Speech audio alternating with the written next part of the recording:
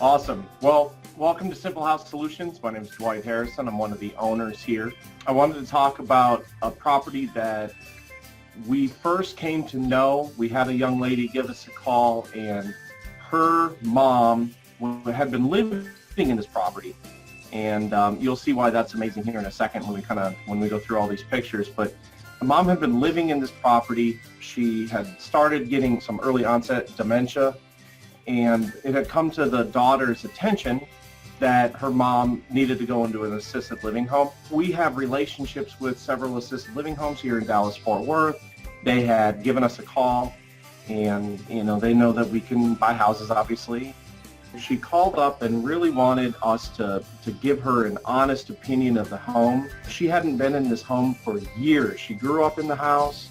Her mom had lived there for 30, 40 years. So it's just literally almost like a one-owner type of home. Whenever I show up to a property, I'll usually walk the exterior first and just try to get a really good idea. Of course, this lady is, probably in her 70s, 80s, and she's trying to take care of this house, and she just couldn't keep up with it anymore. This person was a hoarder. They had stuff everywhere. I know hoarding is I think it's even a TV show now, right? But this person just had pails and pails and pails. The neighbors, while we were remodeling this house, the neighbors told us that they would go to big estate sales and junk sales and garage sales, and they literally had a trailer for years, a trailer that was behind their vehicle, and they would drive up to the house every Saturday full of stuff, and they would bring it into this house. So we pull up to this house, and a lot of the times we see this. So the curb appeal is not great. You've got a lot of overgrown foliage. The roof, you can see, is really having issues. There's rotted wood everywhere. The garage door, you can see it's kind of dented in, and there's panels that are falling apart. Shutters, everything's dirty. It looks as if some of the items that they bought at those estate sales didn't make it in the house.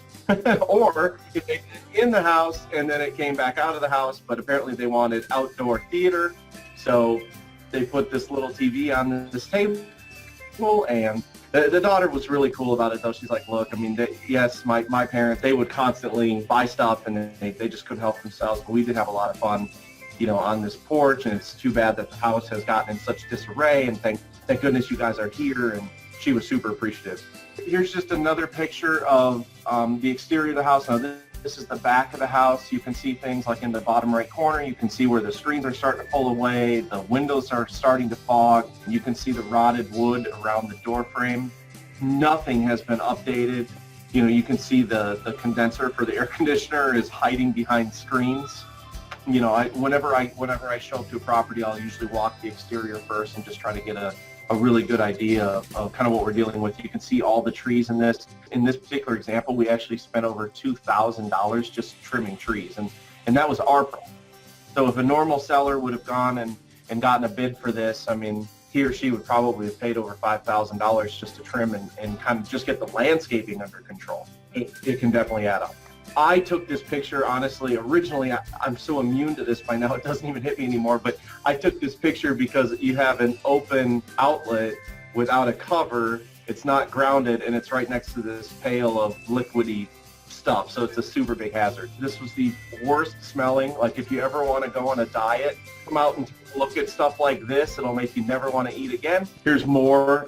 This backyard, we were literally helping them pile the trash together, so. Here's another picture of the garage door, so you can see the panels are starting. You can see the bottom of the garage door. There's a lot of rotting panels and wood. So in this case, we just get out there. It is what it is. I mark it down. I just make sure the project manager knows that we probably are going to need a new garage door, and usually if the garage door looks like that, we'll probably need a new opener too. So it's just part of our system.